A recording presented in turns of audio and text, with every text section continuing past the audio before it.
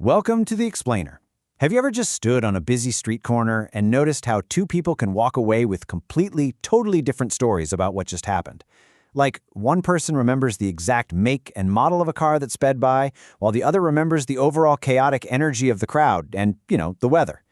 Have you ever wondered if the way you see the world isn't just a matter of differing opinions, but a fundamentally different operating system running in your brain? Well, today we're uncovering exactly how different cultures process reality at the most foundational level.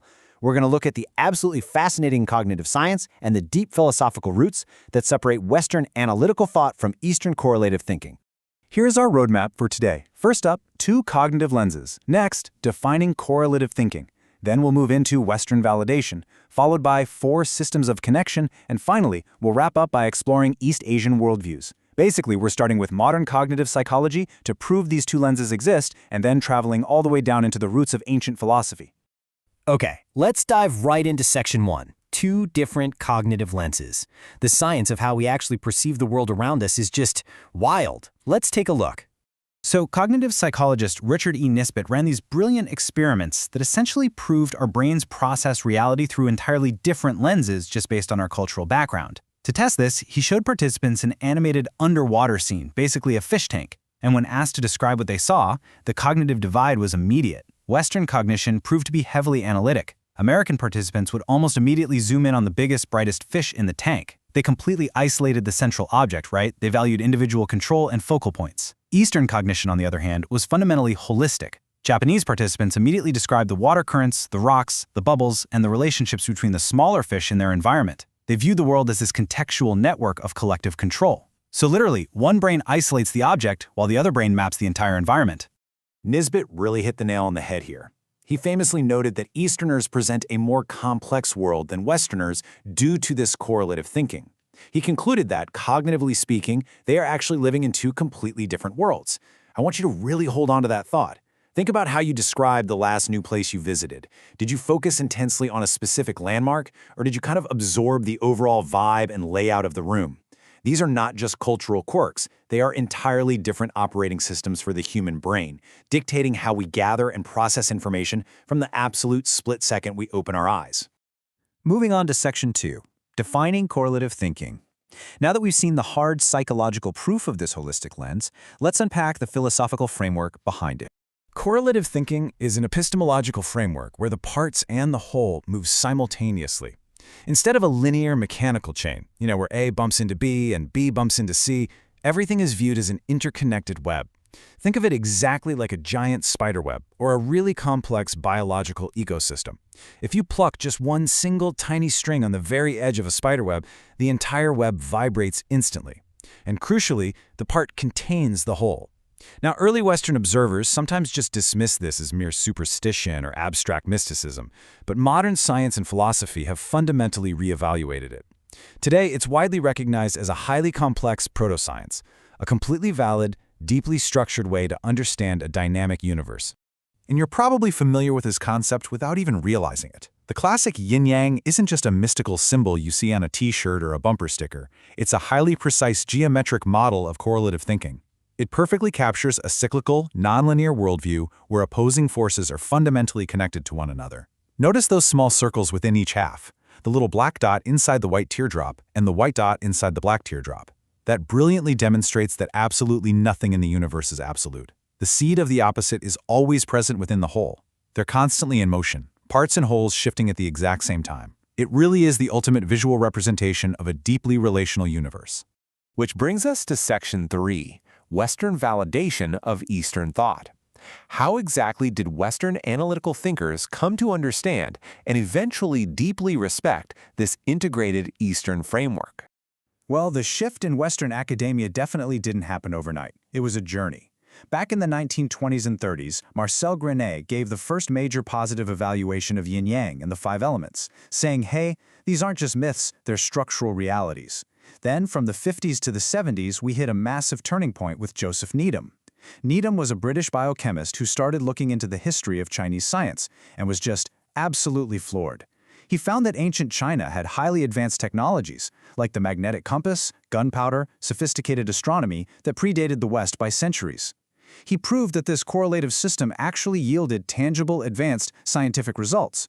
Then, moving into the 70s and 90s, A.C. Graham combined modern structuralism with Chinese philosophy, proving its internal scientific logic.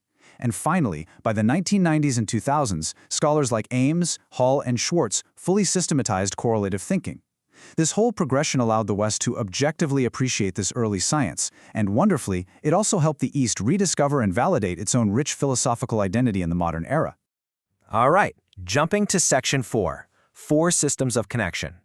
Let's see how this all builds into actionable systems. How did correlative thinking actually structure society in ancient East Asia? Scholar John B. Henderson breaks this massive philosophical framework down into 4 really distinct, understandable categories.